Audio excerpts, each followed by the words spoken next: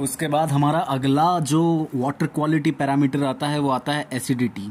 इसमें देखते हैं हम कि acidity in water is usually due to acid rain, volcanic eruptions and third chemical factories emission. तो 3 कारणों से एसिडिटी होती है पानी के अंदर। एसिड रेन के कारण एक तो एसिडिटी होती है, या फिर जो ज्वालामुखी फटता है उससे, वॉल्केनिक इरप्शन से, या तीसरे नंबर पे जो केमिकल फैक्ट्रीज से निकलता है उसके कारण होती है। Too much acidity causes corrosion, और ज़्यादा जब एसिडिटी हो जाती है तो करोजन हो जाता है। तो एक इम्पॉर्टेंट बात यहाँ पे हम देख सकते हैं कि अल्कैलिनिटी के कारण इंक्रस्टेशन या डिपोजिशन होता है, जबकि एसिडिटी के कारण क्या होता है, करोजन होता है। करोजन मतलब जंग लग जाती है।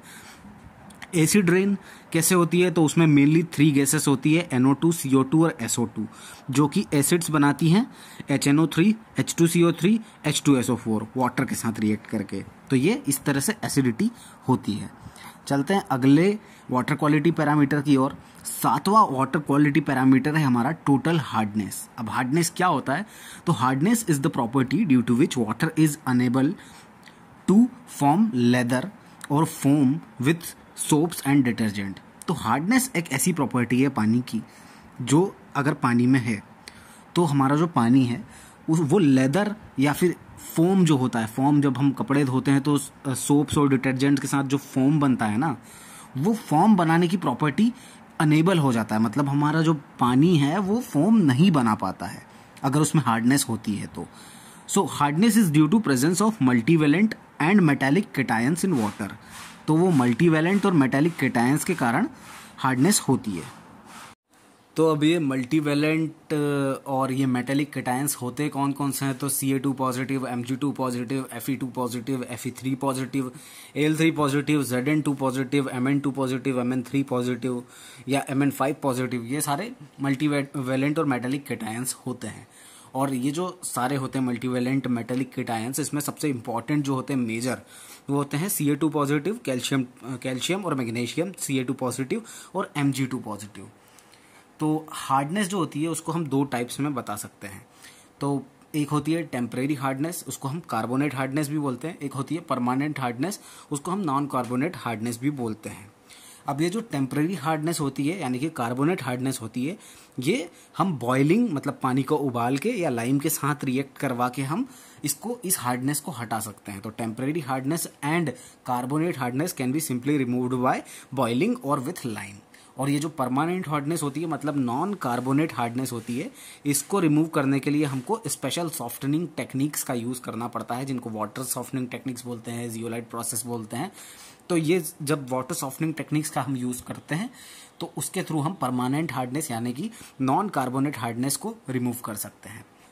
आगे बढ़ने से पहले हम देख लेते हैं कि हार्डनेस की जो हमारी लिमिट होती है वो कितनी होना चाहिए। तो हमारी लिमिट जो है एक्सेप्टेबल या परमिसिबल लिमिट जो है हार्डनेस की, वो होती है 200 mg per litre in terms of CaCO3, और इसका कॉज ऑफ रिजेक्शन होता है 600 mg per litre in the terms of CaCO3, और इसकी प्रिफर्ड लिमिट होती है 75 से 115 mg पर लीटर CaCO3, जो कि डोमेस्टिक पर्पस के लिए हम यूज करते हैं। तो इसमें 3 बेसिकली हमको लिमिट्स याद रखनी पड़ेगी। अगर हमसे एक्सेप्टेबल या परमिसिबल लिमिट पूछे तो 200 mg पर लीटर है, और अगर हमसे वो रिजेक्शन, कॉज ऑफ रिजेक्शन मतलब इतना हो गया तो हम पानी को रिजेक्ट ही कर देंगे, उसको बिल्कुल भी यूज में नहीं लेंगे। इतनी अगर हार्डनेस हो गई तो वो कितनी हार्डनेस होती है, 600 mg पर लीटर। और प्रिफर्ड लिमिट जो है यानी कि हम इसको प्रेफर करेंगे कि हमारी हार्डनेस इसके बीच में हो तो बेस्ट होगा। तो 75 से 115 mg पर लीटर CaCO3 हम हार्डनेस प्रेफर करते हैं। उसके बाद चलते हैं अगले वाटर क्वालिटी पैरामीटर की ओर, जो कि है क्लोराइड यानी कि क्लोरीन के आयंस प्रेजेंट। ये होते हैं, these are present in large quantity in municipal waste water. तो जो म्युनिसिपल वेस्ट वाटर होता है उसमें बहुत ज़्यादा क्वांटिटी में क्लोराइड्स पाए जाते हैं। NaCl is used for getting salt test in food. तो जो अब इससे हमारा केमिस्ट्री का जनरल साइंस का क्वेश्चन भी ये बन जाता है कि जो हमारा जो सॉल्ट, हमारे जो खाने में जो सॉल्ट डलता है वो कौन सा सॉल्ट होता है, तो वो होता है हमारा NaCl, जिसमें कि क्लोरीन होता है। So Cl negative ions are also used present in agricultural waste water। तो एग्रीकल्चरल वेस्ट वाटर जो होता है, हमारे खेतों से जो वेस्ट वाटर निकलता है उसमें क्लोरीन आयंस होते हैं। NaCl is common salt present in soil, तो मतलब ये सॉइल में भी होता है, खाने में तो होता ही है NaCl, और हमारी जो सॉइल है उसमें भी NaCl पाया जाता है। और ये बेसिकली, इसके बाद हम देखते हैं कि Cl negative ions are also present in waste water from dairy industries. तो डेयरी इंडस्ट्रीज से जो भी वेस्ट वाटर निकलता है उसमें भी क्लोरीन आयंस होते हैं। उसके बाद Cl negative ions are measured by Mohr's method. तो क्लोरीन आयंस को मेजर करने के लिए कौन सी मेथड का यूज करते हैं हम? मोहर्स मेथड का यूज करते हैं। तो इस मोहर्स मेथड में हम एक टाइट्रेंट यूज करते हैं जो कि हमसे पूछ सकता है AgNO3 यानी कि सिल्वर नाइट्रेट, और इसमें एक इंडिकेटर यूज करते हैं K2CrO4 यानी कि पोटेशियम क्रोमेट। तो ये कभी कभी हमको इस तरीके से भी ऑब्जेक्टिव पूछ कर कंफ्यूज कर देता है, कभी टाइट्रेंट पूछता है और ऑप्शन में K2CrO4 जो रहता है वो हमारा इंडिकेटर होता है, लेकिन वो पूछ के रखता है क्वेश्चन में टाइट्रेंट के बारे में। तो इन चीज़ों का हमको ध्यान रखना है कि टाइट्रेंट जो है हमारा वो AgNO3 यानी कि सिल्वर नाइट्रेट है, और इंडिकेटर जो है वो है K2CrO4 यानी कि पोटेशियम क्रोमेट। इसके बाद जो हमारी एक्सेप्टेबल लिमिट होती है क्लोरीन आयंस की, क्लोराइड की, वो होती है 250 mg पर लीटर, और कॉज ऑफ रिजेक्शन इसकी लिमिट होती है 1000 mg पर लीटर। तो ये याद रखेंगे कि हम जब भी क्लोरीन 250 mg पर लीटर तक है तब तक तो हम उस वाटर को एक्सेप्ट कर लेंगे, तो वो हमारी होगी एक्सेप्टेबल लिमिट।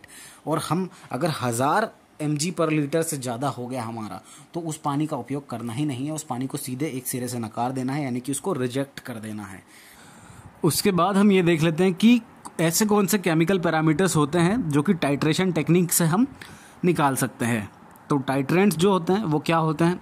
टाइट्रेंट्स होते हैं, टाइट्रेंट्स रिएक्ट्स विथ अननोन केमिकल। तो अननोन केमिकल के साथ जो रहते हैं वो टाइट्रेंट रिएक्ट करते हैं। और क्लोरीन प्लस एक इंडिकेटर जो रहता है वो यहाँ नीचे फ्लास्क में डाला जाता है। तो इस तरीके से एक कोनिकल फ्लास्क रहती है जिसमें वाटर हमारा उसका सैंपल रहता है। अब इसके एग्जाम्पल देखें हम, तो अल्कैलिनिटी लैब टेस्ट जो होता है उसके लिए हम जो टाइट्रेंट यूज़ करते हैं वो यूज़ करते हैं H2SO4, और हार्डनेस का जो लैब टेस्ट होता है उसमें टाइट्रेंट हम यूज़ करते हैं EDTA यानी इथाइलिन डायमाइन टेट्राएसिटिक एसिड। तो हमको ये याद रखना पड़ेगा क्या क्या चीज़ है। अगर क्लोरीन का टेस्ट कर रहे हैं तो टाइट्रेंट हम यूज़ करते हैं AgNO3 यानी कि सिल्वर नाइट्रेट। अल्कैलिनिटी का टेस्ट कर रहे हैं तो हमारा टाइट्रेंट होता है H2SO4, और अगर हम हार्डनेस का टेस्ट कर रहे हैं तो EDTA हम यूज़ करते हैं एज अ टाइट्रेंट। उसके बाद चलते हैं अगले वाटर क्वालिटी पैरामीटर यानी कि डिजॉल्व्ड ऑक्सीजन की ओर, DO की ओर। The gases in the atmosphere can get dissolved in water. जैसा कि हमको पता है जो कि हमारे एटमॉस्फियर में जो भी गैसेस हैं वो पानी में घुल सकती हैं। At any particular temperature the maximum quantity of DO that can be present under atmospheric pressure is called as saturated DO। तो सैचुरेशन DO क्या होता है? वो होता है कि किसी भी पर्टिकुलर टेम्परेचर पे, कोई सा भी टेम्परेचर कुछ भी हो बाहर, एट एनी पर्टिकुलर टेम्परेचर जो मैक्सिमम क्वांटिटी होती है डिजॉल्व्ड ऑक्सीजन की, जो कि एटमॉस्फियरिक प्रेशर के अंदर है ना, वो मतलब ऑलवेज वाटर इज, अगर पानी खुला हुआ है तो वो हमेशा पानी जो है वो हमारा एटमॉस्फियरिक प्रेशर के अंदर होगा। तो वो एटमॉस्फियरिक प्रेशर के अंदर अगर कोई भी हमारा पानी है उसमें उस वक्त जो मैक्सिमम क्वांटिटी है डिजॉल्व्ड ऑक्सीजन की उसको हम बोलते हैं सैचुरेशन DO। तो जो DO सैचुरेशन जो रहता है वो डायरेक्टली प्रोपोर्शनल नहीं होता है, इन्वर्सली प्रोपोर्शनल होता है टेम्परेचर के। मतलब टेम्परेचर अगर हम बढ़ाएंगे तो DO कम होता जाएगा, या फिर ऐसा भी बोल सकते हैं कि DO अगर ज़्यादा है तो इसका मतलब टेम्परेचर कम है। DO is the direct indicator of pollution. तो एक ये क्वेश्चन ऑब्जेक्टिव में बहुत बार पूछा जाता है कि DO जो है यानी कि डिजॉल्व्ड ऑक्सीजन जो है ये पॉल्यूशन का किस तरीके का इंडिकेटर है, ये डायरेक्ट इंडिकेटर है या इनडायरेक्ट इंडिकेटर है। तो इसका सही आंसर आपको लगाना है डायरेक्ट इंडिकेटर है। मतलब पानी के अंदर अगर DO है तो मतलब उसको वो एक डायरेक्ट इंडिकेट कर रहा है कि उसके अंदर पॉल्यूशन है। तो BOM क्या होता है? Biodegradable organic matter in water जो रहता है वो क्या होता है? तो माइक्रो ऑर्गेनिज्म जो भी कंज्यूम करते हैं ऑक्सीजन उसको बोल देते हैं हम बायोडिग्रेडेबल ऑर्गेनिक मैटर। तो ये एरोबिकली भी होता है डिकम्पोजिशन, एनारोबिकली भी होता है, जैसा कि आप इस चार्ट डायग्राम में देख सकते हैं। तो अब एरोबिक डिकम्पोजिशन होता है उस वक्त वहाँ पे जो ऑक्सीजन होती है वो कंज्यूम होती है, और उसके कारण जो हमारे DO की कंसंट्रेशन होती है डिजॉल्व्ड ऑक्सीजन की वो धीरे धीरे कम होती है, रिड्यूस होती है। तो DO जो रहता है सैचुरेटेड 0 डिग्री सेल्सियस पे 14.6 mg पर लीटर होता है। DO सैचुरेटेड 5 डिग्री सेल्सियस पे 12.8 mg पर लीटर होता है। और 16 डिग्री सेल्सियस पे 10 mg पर लीटर होता है, 20 डिग्री सेल्सियस पे 9.17 mg पर लीटर होता है, और डीओ सैचुरेटेड 25 डिग्री सेल्सियस पे 8.6 mg पर लीटर होता है। DO measurement is done by Winkler's और मॉडिफाइड विंकलर्स टेस्ट। तो ये भी याद रखना है आपको, डीओ किससे मेजर किया जाता है? विंकलर्स और मॉडिफाइड विंकलर्स मेथड टेस्ट से। अब कुछ इंपॉर्टेंट नोट्स जो हैं ये भी ऑब्जेक्टिव में पूछ सकता है कि अगर हाई डीओ है, high DO causes corrosion of iron pipes, और लोहे के पाइप हैं और हाई डीओ है तो करोजन हो जाएगा। तो डीओ जो है अगर हाई होता है तो लोहे के पाइप में करोजन हो जाता है। The other method to find DO is electrometric method. तो विंकलर्स मेथड, विंकलर टेस्ट और विंकलर मॉडिफाइड विंकलर्स टेस्ट, इनसे तो हम डीओ निकालते ही हैं। और एक दूसरी मेथड भी होती है इलेक्ट्रोमेट्रिक मेथड। तो एक ऑप्शन में अगर विंकलर्स या मॉडिफाइड विंकलर्स नहीं दिया जाए और हमको ऑप्शन में दिख रहा है इलेक्ट्रोमेट्रिक मेथड, तो हमको इलेक्ट्रोमेट्रिक मेथड पर टिक लगाना है। उसके बाद चलते हैं नेक्स्ट हमारे वाटर केमिकल पैरामीटर्स पे। वो है हमारा बायोकेमिकल ऑक्सीजन डिमांड यानी कि BOD. Oxygen required by micro organism. तो बायोडिग्रेडेबल बायोकेमिकल ऑक्सीजन डिमांड जो होती है ये वो ऑक्सीजन डिमांड होती है जो कि पानी के अंदर जितने भी माइक्रो ऑर्गेनिज्म हैं वो उनको कितनी ऑक्सीजन चाहिए उसको बोल देते हैं हम बायोकेमिकल ऑक्सीजन डिमांड। अब ये माइक्रो ऑर्गेनिज्म जो हैं ये बायोडिग्रेडेबल ऑर्गेनिक जो भी मैटर होता है पानी के अंदर उसको डिकम्पोज करने के लिए उनको उस ऑक्सीजन की ज़रूरत पड़ती है। तो ये एरोबिक डिकम्पोजिशन जो भी करते हैं ये, उसमें जितनी भी ऑक्सीजन रिक्वायर्ड रहेगी उसको हम बोलेंगे बायोकेमिकल ऑक्सीजन डिमांड। इसको हम BOD X या Y0C से भी बताते हैं। इसमें X क्या है? नंबर ऑफ डेज, और Y जो है वो टेम्परेचर होता है। तो BOD 5 20 डिग्री सेल्सियस, तो ये इस तरीके से इसको पूरा लिखा जाता है। और BOD 5 20 degree Celsius is equal to 100 mg per litre. इस तरीके से इसको mg पर लीटर में इसकी यूनिट दी जाती है। अगर हम देखें एक एग्जाम्पल इसमें, इसका मतलब क्या हुआ? BOD 5 20 degree Celsius is equal to 100 mg per litre. इसका मतलब ये हुआ कि इन वन सैंपल, एक लीटर के सैंपल में oxygen consumed by micro organism at 20 degree Celsius in a period of 5 days is 100 mg। इसलिए इसको लिख रहे हैं BOD 5 20 degree Celsius is equal to 100 mg per litre. एक और एग्जाम्पल देख लेते हैं। For solid waste garbage minus BOD 5 at 20 degree Celsius is equal to 30 kg। तो गिवन वेस्ट जो है हमारा वो 30 kg ऑक्सीजन जो है उसको कंज्यूम करता है 5 दिन में 20 डिग्री सेल्सियस पे। इसका मतलब ये हो गया। Oxygen required for complete decomposition of given organic matter is called ultimate BOD। तो पूरा कंप्लीट डिकम्पोजिशन अगर जब हो जाता है हमारे ऑर्गेनिक मैटर का, उसको हम अल्टीमेट BOD बोल देते हैं। जितनी भी ऑक्सीजन लगी उसको हम अल्टीमेट BOD बोल देते हैं। अब ultimate BOD value is independent of temperature. अब जो अल्टीमेट जो हमारा BOD होता है वो टेम्परेचर पर डिपेंड ही नहीं करता है। जैसे फ्रिज है हमारा, उसको अगर एग्जाम्पल के तौर पे देखें तो अगर हम किसी एप्पल को फ्रिज में रखेंगे और उस एप्पल को फ्रिज के बाहर भी रखेंगे तो दोनों ही केस में जो ऑक्सीजन रहेगी वो सेम क्वांटिटी में कंज्यूम होगी। पर जो एप्पल रहा है वो जो अंदर है फ्रिज के, वो स्लोअर रेट से डिकम्पोजिशन होगा उसका, मतलब वो डिकम्पोज बहुत स्लोली होगा, लेकिन ऑक्सीजन जो कंज्यूम हो रही है वो सेम मतलब सेम क्वांटिटी उसकी कंज्यूम होगी। Standard BOD is found by BOD 5 20 degree Celsius and BOD 3 27 degree Celsius. तो ये 20 डिग्री सेल्सियस पे 5 दिनों का BOD निकालते हैं और 27 डिग्री सेल्सियस पे 3 दिनों का BOD निकालते हैं। IS 3025 में ऐसा कहा गया है। 5 days BOD अब बेसिकली क्या है इसको हम समझ सकते हैं इस डायग्राम से। एक ओरिजिन होता है, जैसे इंग्लैंड है, इंग्लैंड में थेम्स नदी बहती है, आप देख सकते हैं यह नदी जो बनी है वो थेम्स है। इसका जो एवरेज टेम्परेचर जो है वो 20 डिग्री सेल्सियस है। एक ओरिजिन से जाती है जहाँ पे वेस्ट निकलता है वहाँ पे, और 5 दिन में होते होते वो डेस्टिनेशन पे जाती है। तो इस पूरे समय के दौरान जो भी ऑक्सीजन कंज्यूम हुई है उसको हम बोल देंगे एक तरीके से बायोकेमिकल ऑक्सीजन डिमांड। ठीक है, इसमें एक इम्पॉर्टेंट नोट भी आता है कि BOD of drinking water should be 0। तो अगर हमारा पानी पीने का है तो उसमें बीओडी कितना होना चाहिए। तो इसमें ये हमको डिफरेंट लिमिट्स भी देता है, जैसे परमिसिबल लिमिट, एक्सेप्टेबल लिमिट, हमने प्रीवियस वाटर क्वालिटी पैरामीटर्स की पढ़ी है, उसी तरीके से ये हमको लिमिट्स भी देता है। लेकिन एक ऑप्शन वहाँ पे देता है 0। तो हमको जब भी बायोकेमिकल ऑक्सीजन डिमांड जब भी हमसे पूछे तो हमको 0 ऑब्जेक्टिव में टिक लगा के आना है। उसके बाद चलते हैं नेक्स्ट वाटर क्वालिटी पैरामीटर की ओर, जो कि है केमिकल ऑक्सीजन डिमांड यानी कि COD. Oxygen required during decomposition of organic matter bye strong decomposing agent is called COD. ठीक है, अब क्या होता है कि बीओडी और सीओडी में क्या डिफरेंस है बेसिकली।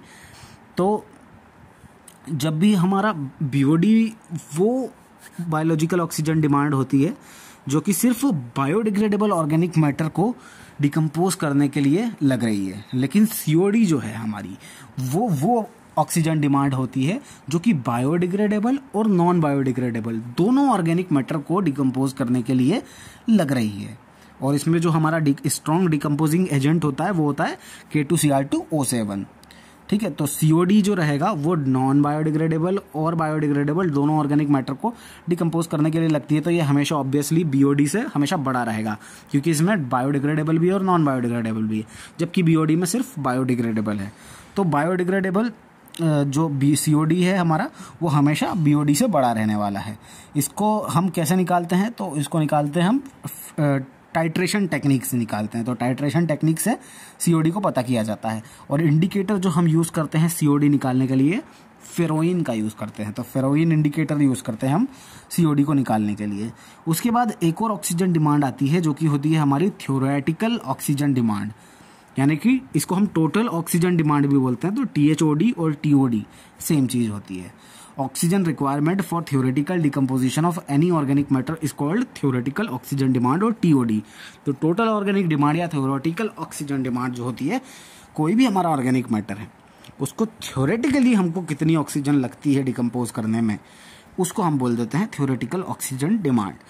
इसको हम केमिकल इक्वेशन से सॉल्व करते हैं, इसीलिए इसको थ्योरेटिकल मतलब थ्योरी की जो थ्योरी दी हुई है केमिस्ट लोगों ने उनकी मदद से हम इसको सॉल्व करते हैं, इसको फाइंड आउट करते हैं इसको।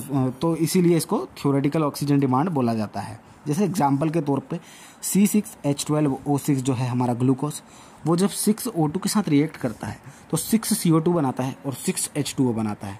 इसको हम प्रॉपर मास बैलेंस भी कर देते हैं। ठीक है, इसका मास बैलेंस भी हो गया। तो इसका मॉलिक्यूलर जो मास होता है हमारा, C का होता है 12, H का होता है 1 और 0 का होता है 6। इसमें मोल्स जो हैं वो 6, 12 और 6 हैं, तो उनसे मल्टीप्लाई कर दिया तो ओवरऑल हमारे ग्लूकोज का जो मॉलिक्यूलर मास हो गया वो हो गया 6, वो हो गया हमारा 180 हो गया। उसके बाद O2 का हो गया हमारा 32 इंटू 6, तो ये हो गया हमारा 192। तो 180 gram of glucose will require 192 gram of oxygen. तो ये हमारी थ्योरेटिकली हम ऑक्सीजन डिमांड जब निकालते हैं तो इस तरीके से इसको बता सकते हैं कि 180 ग्राम का ग्लूकोज है, अगर उसको पूरी तरीके से डिकम्पोज होना है तो उसको 192 ग्राम ऑक्सीजन लगेगी।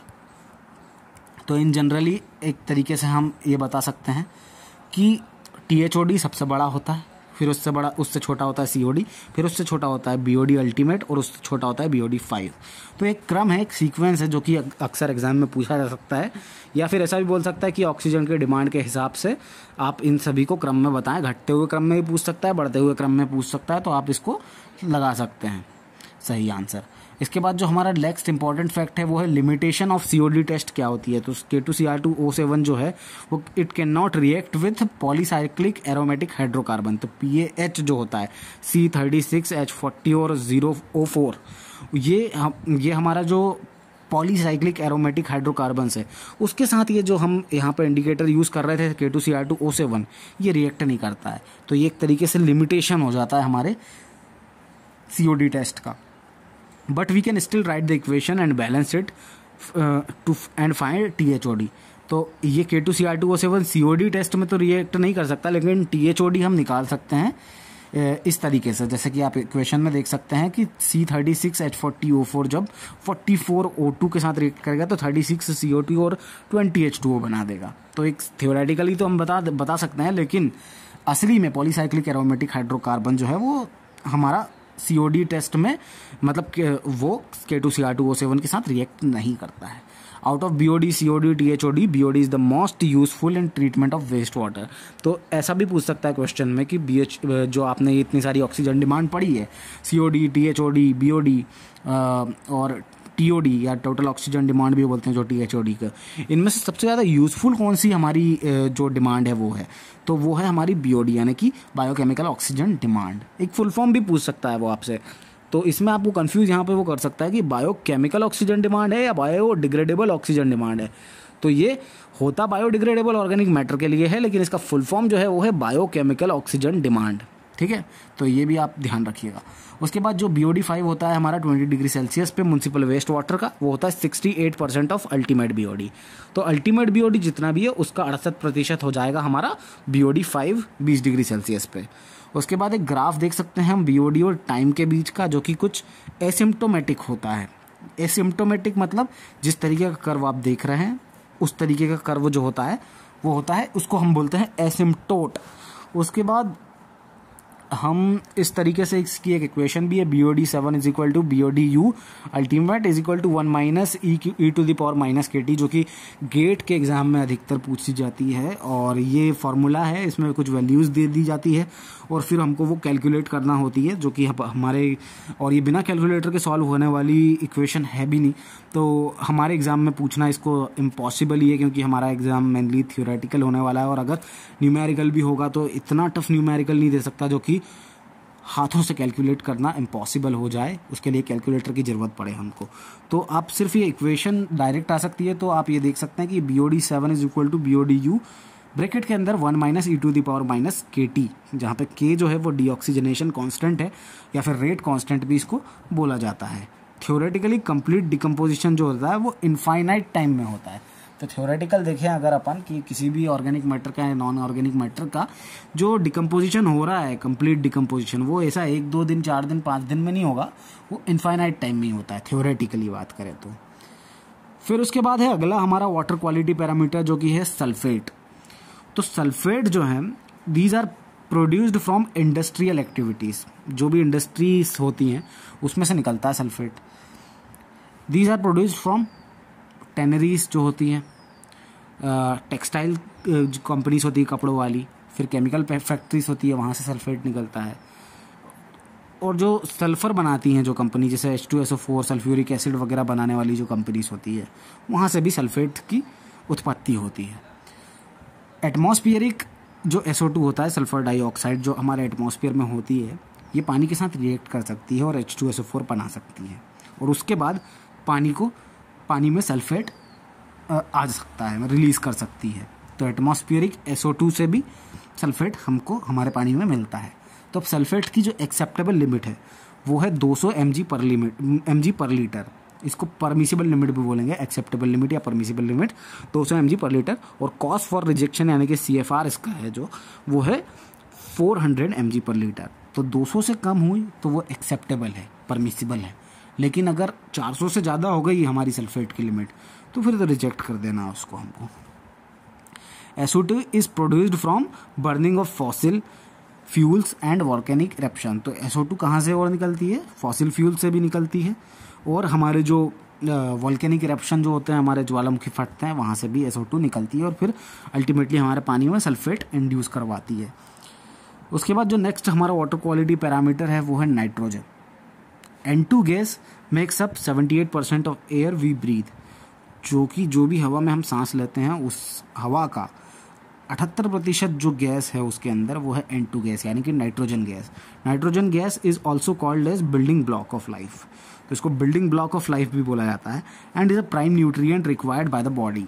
तो ये जो है ये प्राइम न्यूट्रिएंट है जो कि हमारे मानव शरीर को चाहिए। एक नोट है यहाँ पे कि जो C होता है, कार्बन जो होता है हमारा, वो होता है सोर्स ऑफ एनर्जी, और NPK CA Mg Zn ये सब जो होते हैं ये हमारे सोर्स ऑफ न्यूट्रिएंट्स होते हैं। तो कार्बन हमेशा हमारा एनर्जी का सोर्स होता है, और बाकी सब जो होते हैं वो होते हैं हमारे न्यूट्रिएंट्स होते हैं, वो NO2 NO3 NH3।